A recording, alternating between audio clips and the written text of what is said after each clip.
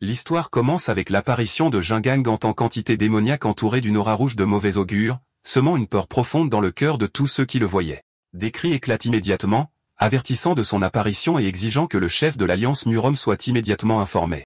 Soudain, sans prévenir, l'ordre du commandant résonne à travers une transmission vocale, ordonnant à tous les membres de l'Alliance de lancer un assaut direct à grande échelle sur Jingang. Le commandant admet que cet ordre les mènera inévitablement à leur mort, mais il justifie sa décision difficile par la nécessité d'arrêter ce démon à tout prix, les exhortant à sacrifier leur vie pour protéger les générations futures. En réponse à son ordre, les guerriers applaudissent, déclarant leur obéissance absolue et se précipitent vers leur destin certain sans crainte, croyant que leurs noms seront immortalisés dans les annales du monde des arts martiaux.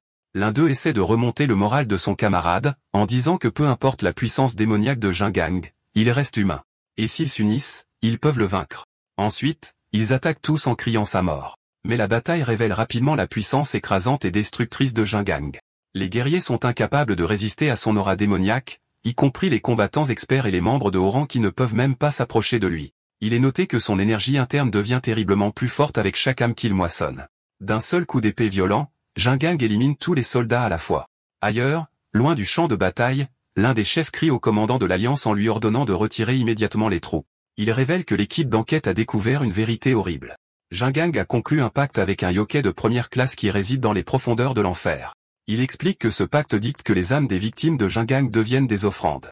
Et en retour, il gagne le pouvoir du yokai, ce qui signifie que plus il tue de membres de l'Alliance, plus il devient imparable.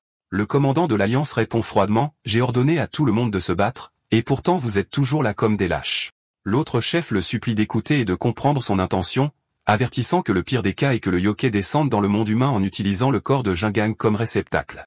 Il lui rappelle que même le démon céleste ne peut pas arrêter un yokai de ce grade, le suppliant une fois de plus d'ordonner une retraite. Le commandant de l'Alliance ignore tous ces plaidoyers avec un sourire mystérieux et troublant, comparant la situation à un banquet luxueux qui doit être servi à un invité de haut rang. Avant la confusion et l'étonnement de l'autre chef, le commandant de l'Alliance révèle son horrible plan, admettant qu'il a passé 500 ans à chercher un humain qui pourrait être un réceptacle parfait pour Seigneur Rakshasa. Pour s'assurer que ce réceptacle conclurait le pacte démoniaque, il a lui-même anéanti tout le clan de Jingang afin qu'il ne lui reste que de la haine et un désir de vengeance. Il l'a ensuite poussé à commettre des meurtres sans fin jusqu'à ce que son corps devienne capable de contenir Seigneur Rakshasa en lui. À ce moment-là, les personnes présentes découvrent que celui qui se fait passer pour le commandant de l'Alliance est en réalité un Imuji déguisé, et il lui demande avec choc ce qu'il a fait au vrai commandant. Mais il se moque d'eux, les traitant de fous perfides. Lors de la découverte de sa véritable identité, l'Imuji attaque les guerriers stupéfaits, se moquant d'eux en révélant que le commandant qu'ils avaient fidèlement suivi pendant des décennies n'était autre que lui. À ce moment-là, une immense puissance insondable éclate, et Seigneur Rakshasa, un yokai, rare même en enfer, se matérialise sous sa forme complète, distingué par un troisième œil terrifiant.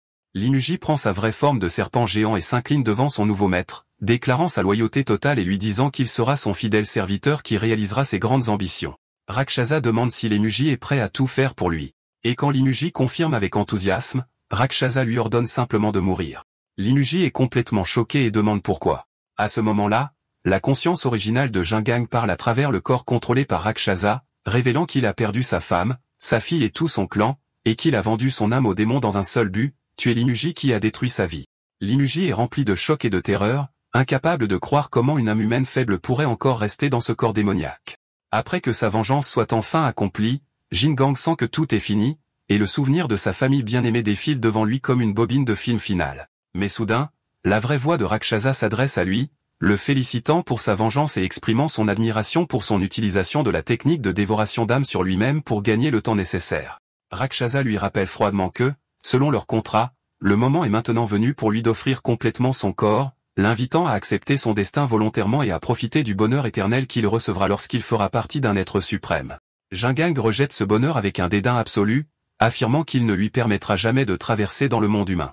Rakshasa se moque de lui demandant s'il pense qu'il passera paisiblement dans l'au-delà après tous les meurtres qu'il a commis. Il menace qu'il souffrira dans les feux de l'enfer pendant d'innombrables éons, ou pire, que le roi Yama lui-même pourrait complètement effacer son âme, ce qui signifie qu'il serait réduit à un néant absolu. De façon inattendue, Jingang trouve l'idée de se transformer en néant comme la chose la plus merveilleuse qu'il ait entendue depuis longtemps. Puis, dans un mouvement soudain, il se poignarde avec son épée, forçant l'esprit de Rakshasa hors du corps qui est tombé au sol. Rakshasa devient enragé et refuse de laisser le vaisseau qu'il a travaillé si dur à trouver s'évanouir si facilement. Il jure qu'il trouvera un moyen de forcer sa réincarnation et le retrouvera dans sa prochaine vie. La voix en colère de Rakshasa continue, affirmant que même si des centaines ou des milliers d'années passent, leur contrat restera en vigueur tant que l'âme de Jingang existera. La scène se déplace ensuite vers l'ère moderne où la réincarnation de Jingang apparaît sous la forme d'un homme nommé Hong Do-jin, marchant dans les rues d'une ville moderne animée. Do-jin est plongé dans un horrible cauchemar dans lequel il revit le souvenir douloureux du massacre de son clan, tandis que Jingang reste impuissant, incapable de faire autre chose que de crier à cause de l'intensité de sa douleur et de sa rage. Il voit Limuji sous sa forme humaine massacrer brutalement les membres de sa famille. Le cauchemar se termine avec Limuji debout au-dessus du corps épuisé de Jingang, lui disant froidement que tout ce qui s'est passé était de sa propre faute parce qu'il était faible. Do-jin se réveille de son sommeil en panique, haletant et trempé de sueur. La jeune fille à côté de lui demande avec inquiétude s'il va bien et se renseigne s'il a fait un autre cauchemar. Do-jin lui dit qu'il fait le même rêve sans cesse ces derniers temps, mais il l'attribue à l'épuisement. La jeune fille exprime sa profonde inquiétude et lui demande à nouveau s'il tiendra sa promesse de quitter son emploi actuel, expliquant qu'elle ne veut pas le voir se blesser ou blesser les autres. Au milieu de leur conversation, le téléphone de Do-jin sonne, et il répond à un appel de son patron qui lui ordonne d'aller immédiatement s'occuper de l'équipe de Ho-yang. La jeune fille lui demande avec inquiétude s'il sort à une heure aussi tardive. Do-jin confirme qu'une urgence est survenue au travail, mais il lui promet que ce sera sa dernière mission et qu'il quittera ce monde sombre pour toujours ensuite, déclarant qu'il ne vivra plus comme un monstre. La scène change pour apparaître où deux gangs s'affrontent dans une atmosphère tendue. Gutaeson, le patron de Do-jin, suggère à son rival Choi Ho-young d'éviter une guerre totale qui pourrait nuire à leur famille, impliquer la police et les exposer sur les médias sociaux. Au lieu de cela, il propose de régler les choses par un duel en tête-à-tête entre leurs meilleurs combattants. Ho-young accepte la proposition à condition que la partie perdante abandonne complètement le contrôle des quais. Il se moque ensuite de Ta-seung, lui demandant s'il fait toute sa confiance à son combattant surnommé la Goule. Ta-seung répond calmement qu'il a amené une recrue très forte pour cette tâche. Ho-yeong demande à Do-jin s'il peut gérer son adversaire qui a l'air fort, et Do-jin répond avec une confiance et un calme absolu que peu importe qui est l'adversaire. Face à l'équipe de Taeyong, les membres de l'équipe de Ho-yeong se demandent si ce jeune homme est le Goule légendaire de Taeyong, notant qu'il est beaucoup plus jeune qu'ils ne le pensaient. Alors qu'ils échangent des rumeurs selon lesquelles il a envoyé 10 membres du gang Baekhyun à l'hôpital à lui seul, le nouveau combattant de l'équipe de Ho-yang les regarde avec dédain et qualifie de pathétique le titre de Goule de Taekan. Le combattant pense à lui-même, se moquant de ces voyous qui ne font que parler, les considérant comme rien de plus que de la racaille des rues qui se battent dans les ruelles. Il se souvient amèrement du fait que, bien qu'il ait été expulsé, il était autrefois classé comme professionnel, et il déplore sa situation actuelle, affirmant que sans ses dettes croissantes, il n'aurait jamais mis les pieds dans un endroit comme celui-ci. Pendant le combat, le combattant professionnel élabore sa stratégie offensive dans son esprit. Après l'échange initial de coups, il voit que son adversaire n'a pas de compétences particulières, comme il s'y attendait. Trop confiant, le combattant saisit la tête de Do-jin, croyant qu'il a pris le contrôle total de la situation et lui donne un coup de pied puissant au visage, déclarant que le combat est terminé et qu'il le contrôle complètement.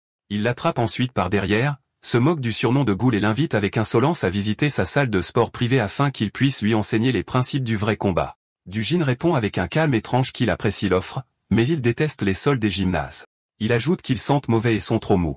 Et en un éclair, il inverse la situation et jette son adversaire au sol avec une force choquante. Le combattant professionnel hurle de douleur. Do-jin monte sur lui et lève le poing pour le frapper, et le combattant réalise la gravité de la situation et essaie désespérément de se protéger. Do-jin assène un violent coup de poing au corps de son adversaire, et le combattant gémit sous la force du coup. Do-jin poursuit ensuite son agression brutale, attrapant les cheveux de son adversaire et claquant à plusieurs reprises sa tête contre le sol. De l'autre côté, le chef d'équipe de Do-jin sourit et déclare que le duel est réglé. Le chef de Ho-young est stupéfait alors qu'il se moque du combattant professionnel qu'il a amené et qui a été complètement écrasé. Un des hommes de Ho-young suggère d'attendre un peu, mais Choi le fait taire, disant que c'est fini, ajoutant qu'ils ne sont pas des athlètes, mais de vrais combattants de rue. Il explique que dans un vrai combat, la bataille se termine une fois qu'elle atteint ce niveau de violence, quelles que soient les techniques d'arts martiaux. Un des hommes de Ho-yang se moque de Do-jin pour avoir attrapé les cheveux de son adversaire comme une fille, mais il remarque rapidement que quelque chose d'étrange se produit. Au sol, le combattant professionnel réalise qu'il est complètement impuissant. Chaque fois qu'il essaie de reculer, la prise de Do-jin se referme sur lui comme un étau. Il se souvient que lorsqu'il a essayé de le faire tomber, Do-jin l'a écrasé avec un poids inattendu et immense. Puis Do-jin lui donne un coup de pied à la jambe, le faisant hurler d'agonie. Do-jin continue de le battre sans pitié, et avec des yeux dépourvus de toute expression, il poursuit son attaque sauvage. Soudain, les mots de sa bien-aimée, qui lui a demandé de ne pas se blesser ni de blesser les autres, résonnent dans son esprit. Au dernier moment, sa main s'arrête en l'air avant de porter un autre coup. Puis Do-jin se lève et déclare que le combat est terminé, mettant fin au duel selon ses propres conditions. Après la fin du duel, Gutesian félicite son combattant, Dojin, pour son excellent travail, puis se tourne vers le chef vaincu, Monsieur Choi, et déclare officiellement que le port est désormais sous le contrôle de son équipe. Dojin se dit que c'est enfin fini et prend la ferme décision de ne plus blesser personne et de vivre une vie normale. Ailleurs, une figure mystérieuse sent la présence de la réincarnation de Jin Gang, réalisant qu'il est apparu dans ce monde. Mais dans l'entrepôt, Monsieur Choi se relève et se moque de la déclaration de Dujin, soulignant que son adversaire respire encore alors qu'il place son pied sur sa tête. Choi déclare avec une philosophie dure que dans le monde des gangsters, un combat continue jusqu'à ce que quelqu'un meure, et ce qu'ils font n'est pas un sport, accusant Dojin d'essayer de s'en sortir facilement en s'abstenant de terminer complètement le travail. Il lui présente ensuite un choix final, soit tuer le combattant vaincu et obtenir le port, soit refuser et ne rien obtenir. Choi s'approche de Dojin et lui demande d'un ton menaçant s'il a compris, l'appelant par le surnom de Ghoul. Dojin reste silencieux, ce qui met Choi en rage qui exige une réponse, et il perd rapidement son sang-froid, menaçant de tuer Dojin sur place pour l'avoir ignoré. Mais Ta-Sung intervient juste à temps, disant à Monsieur Choi que son combattant ne répond pas parce qu'il dit des bêtises. Il brandit ensuite un couteau, conseillant à Choi d'arrêter de se ridiculiser et suggérant qu'il termine les choses comme des hommes respectables. Choi se moque de l'idée de respect, se demandant comment il peut rester calme alors que Ta-Sung parle de cette façon, ce à quoi Ta-Sung répond calmement que c'est Choi qui a commencé à dire des bêtises en premier, puis se tourne vers Dojin pour confirmer ses paroles. Finalement, Dojin parle, mais pas à eux. Au lieu de cela, il leur demande avec confusion. « Vous ne voyez vraiment pas cette chose ?» Taesian lui demande, déconcerté, de quoi il parle alors que Dojin montre quelque chose que lui seul peut voir. Soudain, une aura de flamme bleue céleste apparaît devant lui tandis que ses yeux brillent en blanc. La confusion de Taesian grandit, se demandant de quelle flamme bleue il parle et ce qui se passe soudainement. Dojin réalise que cette flamme est apparue devant lui et l'a paralysé comme s'il était coincé dans un cauchemar. Il entend la voix de Rakshasa dans son esprit, s'adressant à lui comme à la réincarnation de Jin Gang et lui disant que le moment est venu d'honorer leur contrat. Soudain, l'aura bleue s'infiltre dans son corps, et Dojin est frappé d'un choc et d'une douleur intense. Il commence à s'étouffer et à convulser, et Ta-Siwon se précipite vers lui, inquiet, lui demandant ce qui lui arrive. Dojin marmonne, les yeux fixés sur le vide, que la flamme entre dans son corps. Ses souvenirs remontent à sa vie passée, où il était agenouillé au milieu des cadavres des membres de son clan assassinés, serrant le corps de sa femme, pleurant et se blâmant pour sa faiblesse, admettant qu'il n'avait pas pu les protéger. Alors qu'il est dans cet état de désespoir, une voix mystérieuse lui demande s'il veut se venger. La flamme bleue, Rakshasa, apparaît devant lui et lui propose de lui accorder son pouvoir, lui proposant de conclure un pacte et demandant une offrande en retour. Jin Gang croit que cette hallucination récurrente représente son désir profond de vengeance. Il serre fermement les poings et accepte l'offre, assurant à Rakshasa qu'il lui fera une offrande car il a beaucoup de salauds qu'il souhaite mort. Jin Gang implore la flamme bleue. Rakshasa, lui demandant de forger le pacte et de lui accorder son pouvoir. Rakshasa répond et lui dit de bien se souvenir des termes de l'accord à partir de ce moment. Il lui assure que même si son corps se décompose, tant que son âme demeure, ce pacte durera éternellement. Alors que l'énergie bleue coule dans la main de Jin Gang, Rakshasa déclare que Jin Gang est devenu son serviteur éternel, et Jin Gang hurle de la douleur du pouvoir qui coule en lui. Alors que la flamme bleue le consume, Rakshasa lui dit qu'il n'est plus humain, mais qu'il est devenu un monstre. Rakshasa l'informa que le pacte était terminé. Rakshasa explique qu'à partir de maintenant, chaque être qui meurt de la main de Jin Gang, que ce soit un petit insecte, un roi, ou même un dieu, deviendra une offrande pour lui, et Jin Gang apparaît après avoir gagné son pouvoir avec du sang coulant de ses yeux. En échange de ces offrandes, Rakshasa lui accordera le pouvoir de l'étoile du démon tyran, un pouvoir craint par tous les êtres sur Terre. Rakshasa conclut son offre en lui accordant toute sa puissance, qui se manifeste sous une forme démoniaque majestueuse à 3 yeux. Mais Rakshasa l'avertit sévèrement, lui disant de se souvenir qu'au moment où son pouvoir dépassera la capacité de son corps à le supporter, Jin Gang lui-même deviendra également une offrande. Cela choque du Jin dans le présent alors qu'il revit ce souvenir. Il regarde ses mains tremblantes, se demandant ce qu'il vient de voir, certain que son corps était en feu il y a quelques instants. Mr. Choi se moque de lui, l'accusant d'être fou pour avoir soudainement crié tout seul. Mais Dojin se lève et attrape Choi, le mettant au défi de voir par lui-même s'il a perdu la tête ou non. Choi a peur tandis que quelqu'un s'avance en suggérant de régler la question maintenant dans une bataille générale. Soudain, le bruit des sirènes de la police se fait entendre, interrompant la confrontation tendue. Ta-Sung arrête Mr. Choi, qui était sur le point de sortir son arme, et lui dit calmement que la cloche de la fin du tour a sonné, suggérant de mettre fin aux choses pour aujourd'hui et d'organiser une autre réunion. Choi accepte de se revoir, mais ajoute une menace que les droits de gérer le port et leur vie seront en jeu la prochaine fois. Après leur départ, Dojin s'excuse auprès de Ta-Sung d'avoir fait escalader la situation, mais Ta-seung le rassure en lui disant qu'ils auraient trouvé n'importe quelle excuse pour commencer une bagarre de toute façon. Ta-seung demande à Do-jin avec inquiétude ce qui lui est arrivé plus tôt, car il avait l'air d'avoir vu un fantôme. Do-jin répond que ce n'est rien, prétendant qu'il est juste un peu fatigué ces derniers temps et qu'il fait des rêves étranges. Dans une autre voiture, Choi se demande quel genre de pouvoir Do-jin possède. Pendant ce temps, Choi reçoit un appel téléphonique et répond nerveusement à quelqu'un nommé Mr. Quay.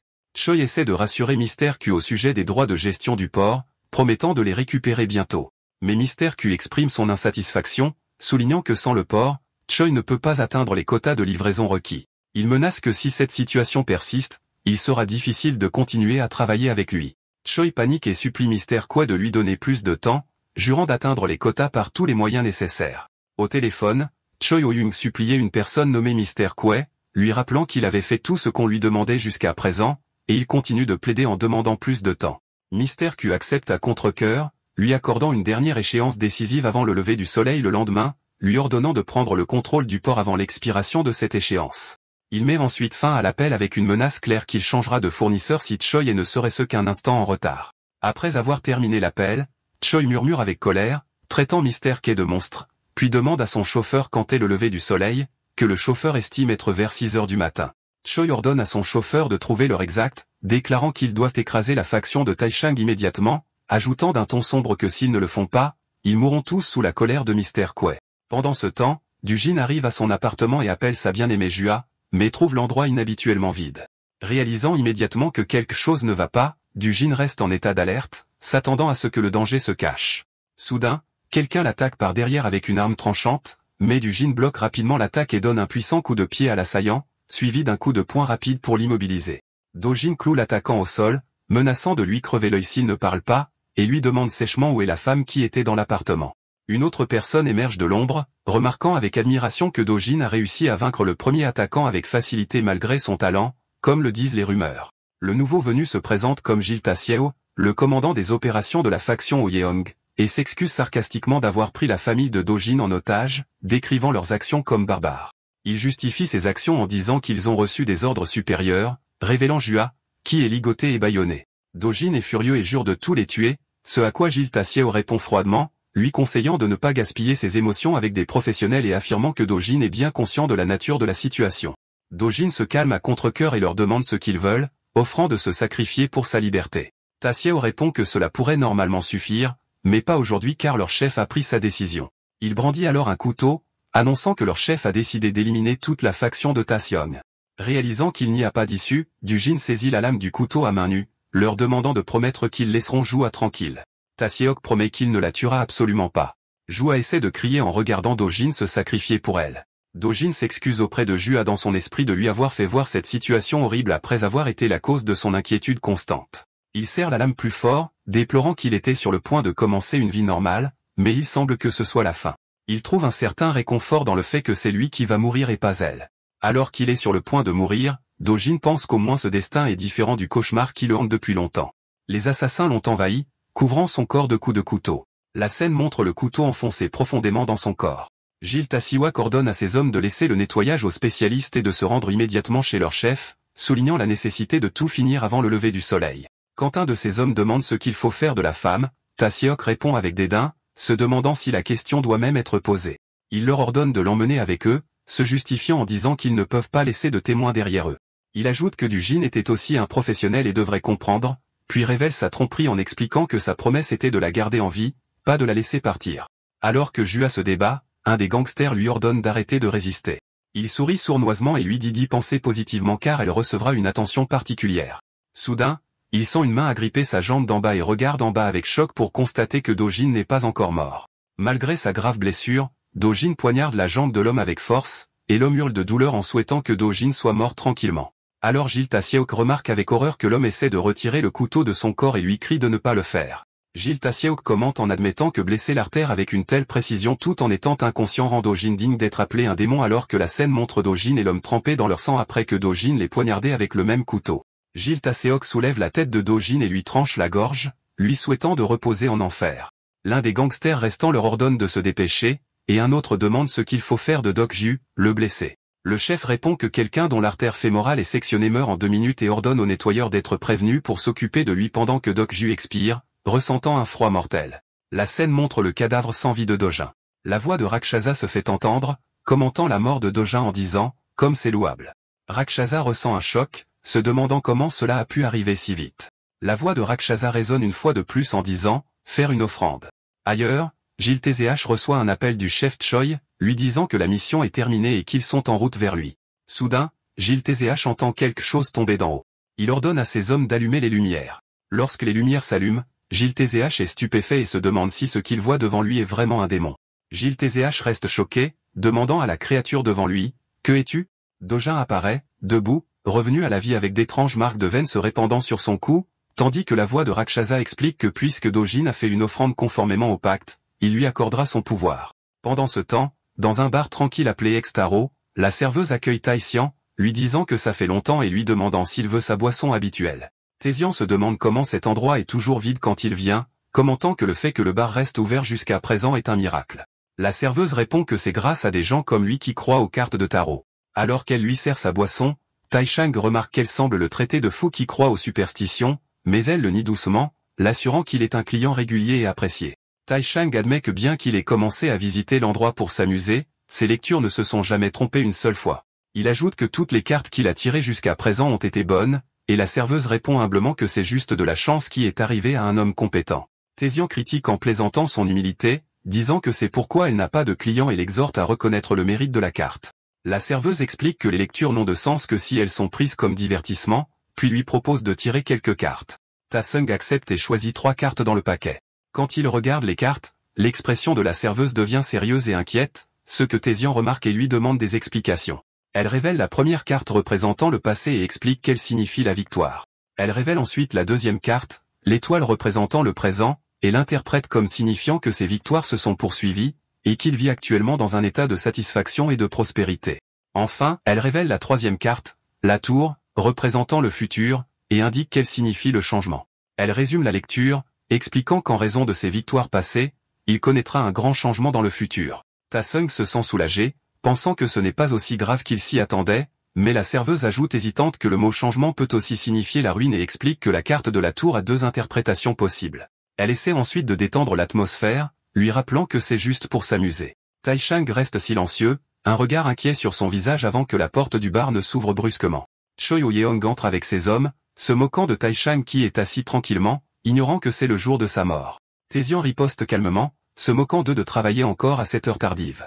Choi commente avec colère le calme et la confiance de Taisian jusqu'à la fin, puis ordonne à ses hommes de le tuer, et ils chargent vers lui avec leurs armes. Le combat commence entre Taeyong et les hommes de Choi.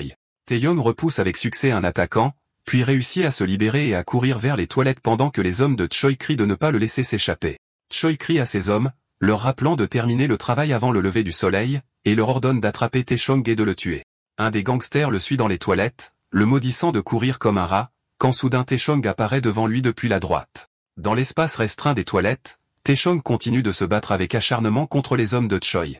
Soudain, d'un mouvement rapide, il plonge son couteau dans le cou de l'un d'eux, le tranchant, ce qui choque temporairement les autres. Taishang s'adresse à son rival, Choi, avec un ton confiant, lui rappelant qu'il était autrefois un combattant au couteau et qu'il devrait bien comprendre la signification tactique de cette situation. Choi réalise immédiatement que Taeyong l'a coincé dans le coin droit de la pièce. Taeyong explique que c'est la pire position qu'un combattant au couteau puisse affronter, un coin droit étroit, et prouve son point en éliminant mortellement un autre attaquant qui tentait de s'approcher. Il explique que cette position obstrue la main droite de l'attaquant à cause du mur, tout en donnant au défenseur piégé dans le coin une liberté totale d'utiliser son couteau efficacement. Taisian ajoute qu'il n'y a qu'une seule façon de surmonter cette situation difficile, qui est d'envoyer un combattant gaucher qui est plus fort que le défenseur. Il jette ensuite un regard significatif, indiquant que Choi lui-même est gaucher, comme pour suggérer que c'est sa seule chance. Enfin, Ta-Sung défie directement Choi Yeong, lui disant d'arrêter de sacrifier ses hommes innocents et de l'affronter lui-même, en face à face. Pendant ce temps, Gil Ta-Sung, qui observait les événements, est assis avec ses hommes. L'homme regarde Dojin debout devant lui, qui semble extrêmement épuisé et est entouré d'une faible aura bleue et demande avec admiration, « Es-tu vraiment un démon ?» Il ordonne ensuite à son chauffeur d'accélérer, et lorsque le chauffeur hésite un instant, il lui crie de répéter l'ordre. La voiture démarre en trombe et entre en collision avec Dojin. Dojin brise le pare-brise de la voiture avec le couteau à la main. Les occupants de la voiture sont terrifiés. Dojin entre de force dans la voiture. Il tranche la gorge du chauffeur, puis se déplace rapidement vers le siège arrière. L'homme se recroqueville sur son siège, craignant l'attaquant qui a commencé à entrer dans la voiture, et le supplie de ne pas s'approcher. Dojin change la direction de son couteau et le balance, fendant sa tête en deux. Gilles Tassiwak commente que Dojin a fendu la tête de leur collègue avec un fin couteau à sashimi, pas un coup près, ce qui démontre sa force brutale. Gilles Tassiwak, complètement acculé, décrit Dojin comme un monstre. Une voiture apparaît devant eux, fonçant vers eux. Ils entrent en collision avec la voiture, et la force de l'impact projette Dojin au loin. Dojin gît immobile sur le sol. Gilles Tassiwak parvient à sortir indemne de la voiture, mais il remarque que la collision n'a eu aucun effet sur Dojin, qui commence à se relever calmement comme si de rien n'était. L'homme mystérieux se dit qu'il est étrange de mourir, mais ne montre aucune surprise que Dojin n'ait pas trouvé sa fin si facilement. Il se met alors en position de combat et défie Dojin d'une voix ferme. Dojin se jette rapidement sur lui. Gilles Tassiwak analyse rapidement les mouvements de Dojin, notant qu'ils sont amples et peu raffinés, ce qui pourrait lui donner une mince chance de contre-attaquer. Gilles Tassiwak se convainc que même si son adversaire est un monstre, s'il a complètement perdu la tête, alors il a une chance de gagner. Mais il est vaincu dans le combat et tombe au sol, souffrant terriblement. Dojin se tient au-dessus de lui, levant son couteau pour porter le coup final. Cependant, Gilles Tassiwak parvient à bloquer l'attaque au dernier moment et à lancer une contre-attaque. Il croit avoir trouvé une opportunité d'attaquer, remarquant que le côté gauche de son adversaire est complètement exposé. Mais Dojin se jette sur lui avec son couteau et le poignarde profondément, et Gilles Tassiwak gémit de douleur. Cependant, il réalise avec choc qu'il était certain que le couteau avait été dans la main droite de Dojin depuis le début. Il comprend qu'il a été piégé et que son adversaire visait ce résultat depuis le début alors que Dojin l'attrape avec force. Dojin demande froidement à Gilles Tassiwak. « Qu'avez-vous fait de joie ?» Gilles Tassiwak répond, lui demandant s'il parle de la fille et lui dit qu'il l'a offerte en sacrifice. Dojin demande avec colère ce que signifie sacrifice. Gilles Tassiwak lui dit de ne pas faire l'idiot, soulignant que Dojin a survécu à une gorge tranchée et affirme qu'il est comme ce bâtard. Il continue de parler du monstre qui leur a demandé de fournir des sacrifices, révélant l'existence d'une autre entité maléfique qui contrôle les choses. Pendant ce temps, devant le bar à Hexagone, l'un des hommes de Choi en faction se demande s'il devrait entrer, pensant qu'il faut trop de temps pour attraper Tae-Hyung seul. Son partenaire le rassure, lui disant qu'ils doivent juste suivre les ordres et garder l'entrée, donc il n'y a pas lieu de s'inquiéter tant que plus de 10 hommes sont déjà entrés. Pendant qu'il parle, un homme mystérieux aux longs cheveux blancs et au masque noir s'approche d'eux. L'un des gardes l'arrête, lui disant que l'endroit est fermé aujourd'hui et qu'il devrait aller ailleurs. L'homme masqué répond calmement qu'il doit entrer car il a rendez-vous. Le garde ricane, lui demandant s'il est sourd, tandis que son partenaire lui conseille d'éviter les ennuis et de le laisser partir. Le premier garde commente sarcastiquement l'idée d'avoir un rendez-vous à cette heure, mais crie soudainement d'une douleur insupportable. Son partenaire le regarde avec horreur et lui demande ce qui ne va pas alors que les veines du cou du garde blessé se gonflent de manière effrayante. Le garde continue de crier alors qu'une branche d'arbre commence à pousser hors de son cou d'une manière horrible. En quelques instants, un arbre entier jaillit de son corps, le tuant instantanément. Le garde restant est figé sur place par la terreur, se demandant ce qu'il vient de voir. L'homme aux cheveux blancs sourit en tenant quelque chose qui ressemble à une graine dans sa main et répète calmement qu'il leur avait dit qu'il avait rendez-vous au lever du soleil. La salle de bain regorgeait des cadavres de ceux dont Tae-Hyung avait pris les âmes. Les hommes de Choi ont été complètement vaincus, et l'un d'eux tremble, tenant un couteau cassé. Tae-Hyung se tient victorieux au-dessus de Choi, qui hurle de douleur, et Tae-Hyung commente froidement qu'ils ont envoyé Choi l'affronter parce qu'il est gaucher, confirmant que son plan a réussi. Mais quand ses yeux se posèrent sur l'attaquant, il réalisa que ce n'était pas Choi, et un sentiment de regret le submergea. L'assassin est jeté violemment au sol, hurlant de douleur. Tae-Hyung demande à Choi d'un ton sarcastique combien de temps il continuera à envoyer ses disciples, lui assurant qu'il sait que les choses ne se termineront pas ainsi. Il le met au défi de ne pas être lâche et de l'affronter lui-même, mais à ce moment-là, un des hommes de Choi arrive et lui dit qu'il a apporté ce qu'il avait demandé. Choi ordonne à son homme d'exécuter le plan, et l'homme commence à verser un liquide d'un récipient. Tae-Hyung sent l'essence, réalisant leur plan d'incendier l'endroit. Choi se moque de lui conseillant de rester caché à l'intérieur comme un rat et jure de le faire rôtir vivant. Alors que Choi s'apprête à allumer son briquet, l'homme aux cheveux blancs apparaît derrière lui, fredonnant une chanson d'enfant sur le lever du soleil. L'homme continue de marcher, fredonnant avec un calme glaçant. Choi se retourne, choqué et incrédule, appelant l'homme par le nom de Monsieur Kwe et demandant comment il est arrivé là. Monsieur Kwe répond calmement, rappelant à Choi qu'ils avaient rendez-vous au lever du soleil. Choi panique, balbutiant une promesse qu'il est sur le point de finir et qu'il atteindra son quota requis dès qu'il prendra le contrôle du port. Mais Monsieur Kwe lui offre un bouquet de fleurs, ce qui ne fait qu'accroître la confusion et l'étonnement de Choi. Il le remercie ensuite froidement pour tout son travail acharné et lui dit qu'il peut prendre sa retraite maintenant, une allusion sinistre à sa fin. Ailleurs, Dojin demande avec étonnement, « Monsieur Kwe est-il un yokai? Se moque-t-il de moi ?» Gilles Tassiwak demande à Dojin, « Ne connais-tu vraiment pas la vérité sur toi-même ?» Gilles Tassiwak lui révèle qu'il est un être qui se nourrit de la chair et des âmes des humains et qu'il est l'ennemi naturel de l'humanité.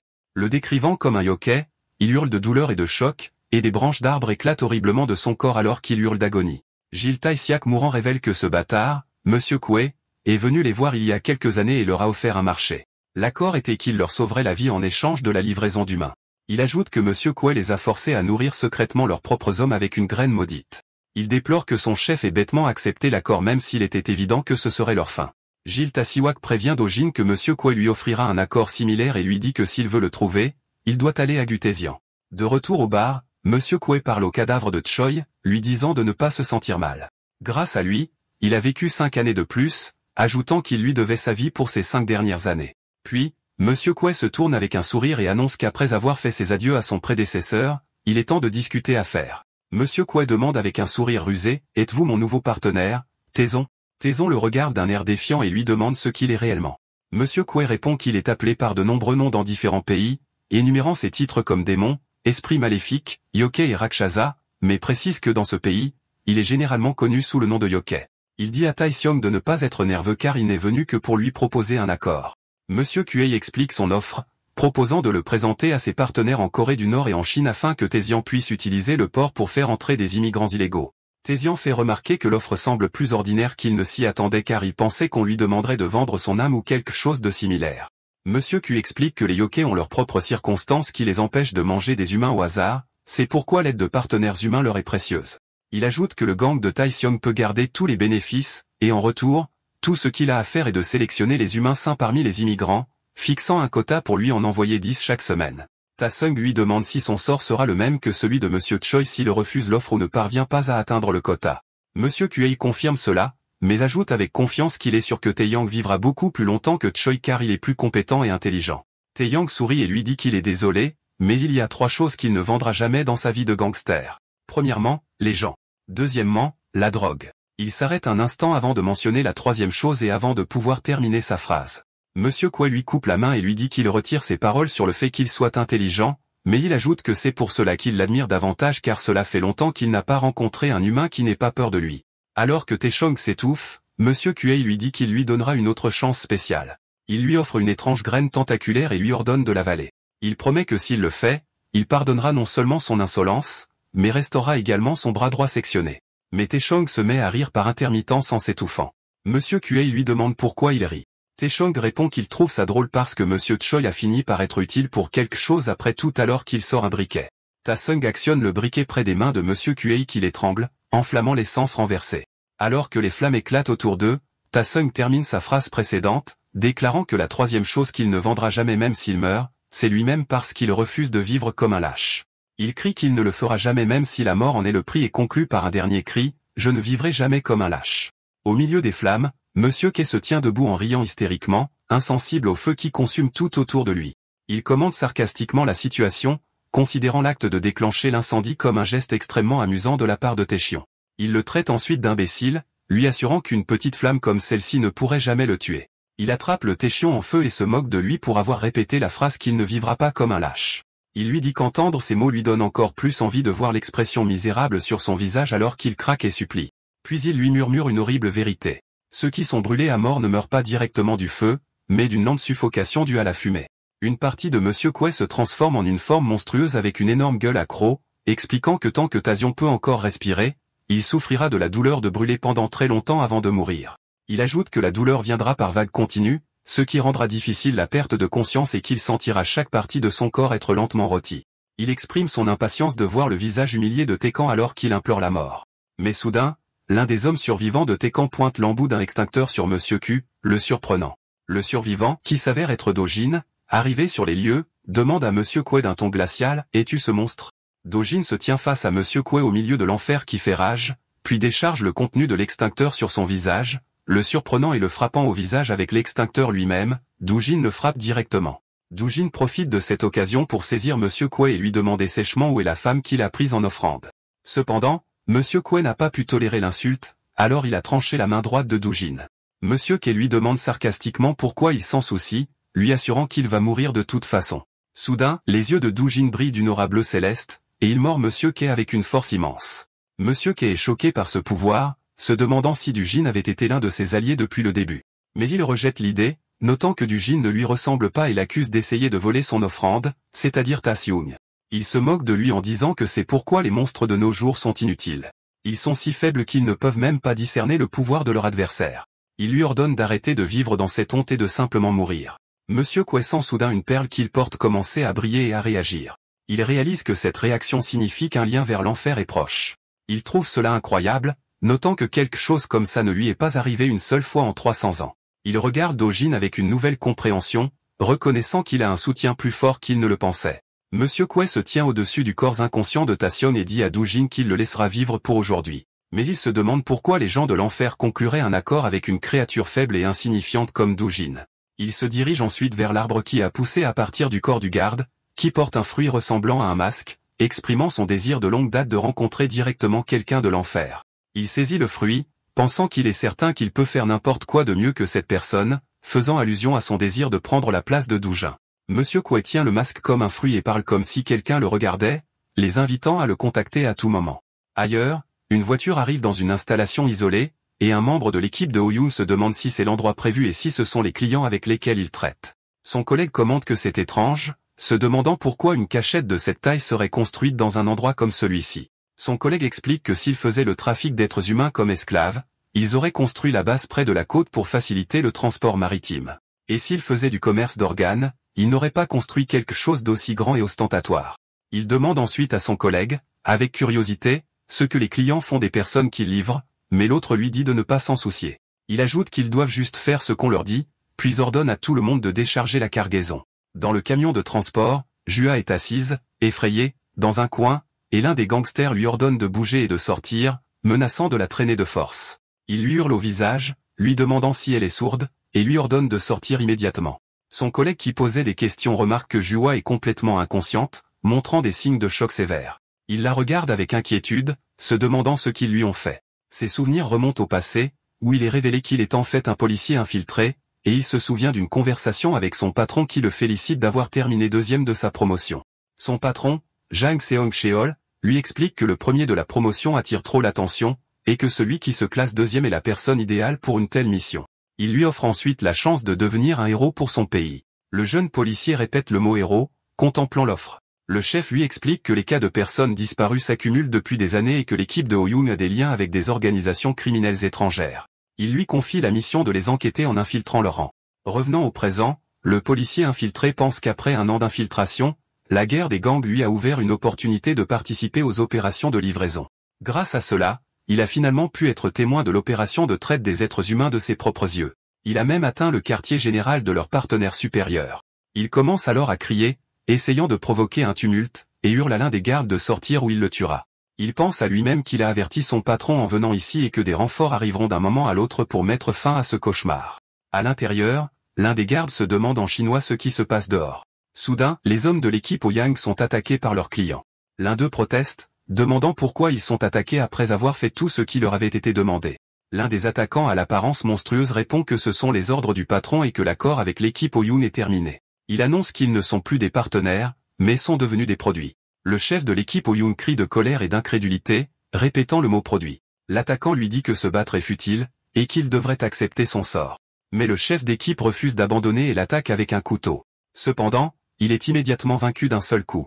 L'attaquant se tient au-dessus de lui déclarant que son courage n'a plus aucune valeur en tant que produit et ordonne à ses hommes de le jeter ou de l'offrir en cadeau à l'un des clients. Il se tourne ensuite vers le reste des membres d'équipage capturés et ordonne qu'ils soient tous transformés en produits. Dans le centre de traite des êtres humains, Jua est montré ligoté et bâillonné tandis que l'un des ravisseurs annonce que l'expédition aura lieu aujourd'hui. Dans une scène répugnante, les captifs sont forcés de vomir après qu'un liquide visqueux ait été inséré dans leur bouche. L'un des captifs, le policier infiltré, explique qu'ils ont été forcés d'ingérer quelque chose pour provoquer des vomissements. Après cela, il lave les corps des captifs avec des lances à eau. L'un des ravisseurs parle à son partenaire, lui demandant le nombre de produits alloués au partenaire, et l'autre répond qu'il s'agit de 2 pièces de première qualité. Le premier ordonne que les 2 pièces soient emballées en tant que premium et le reste en tant que régulier. Tout le monde est ensuite sorti par la porte. Il pense que les forcer à vider leur estomac signifie probablement qu'ils sont préparés pour le trafic d'organes, et il les traite de fous pour avoir fait cela même à leurs propres membres de gang. Mais il garde espoir, s'assurant que des renforts arriveront bientôt. On voit les captifs emmenés avec des colliers placés autour de leur cou.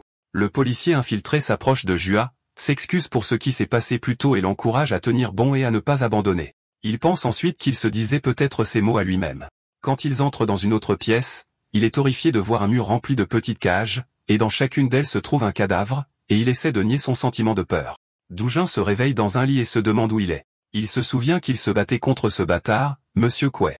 Une femme lui demande « Avez-vous bien dormi ?» Dojin lui demande qui elle est. Elle lui dit qu'elle est la propriétaire du bar de tarot qui a brûlé et ajoute que c'est elle qui lui a sauvé la vie des flammes.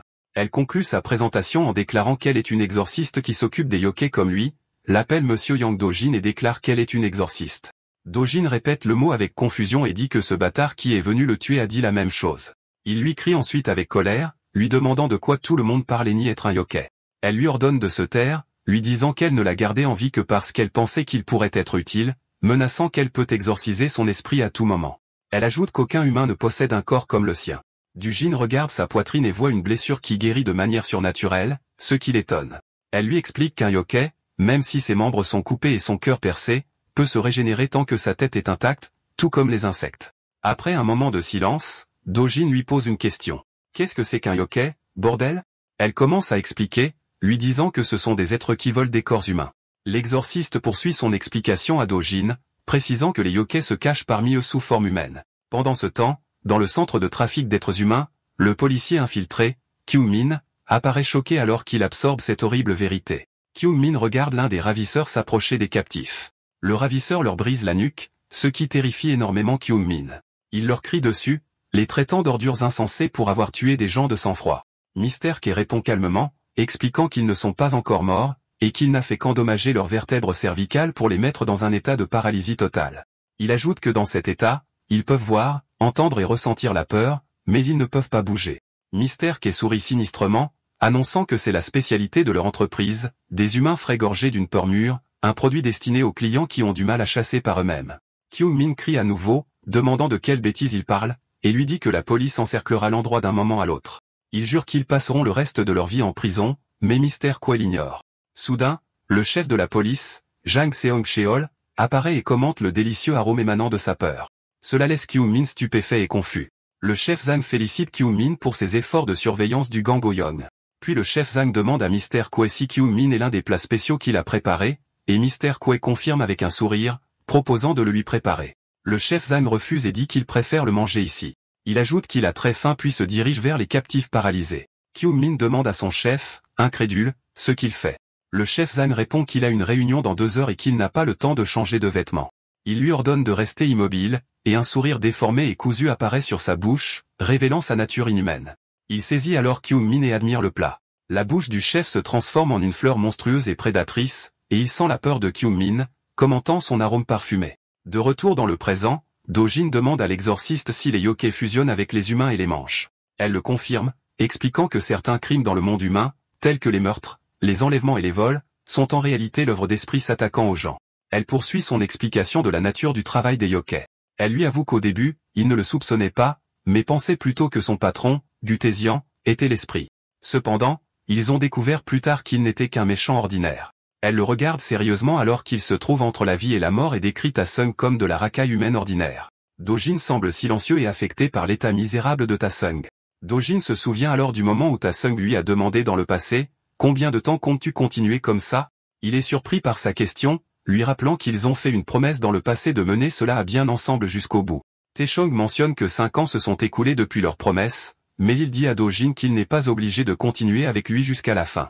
Dojin demande, confus, la raison de ce changement soudain de position. Avant que Ta-seung ne puisse répondre, JW, la bien-aimée de Dojin, apparaît.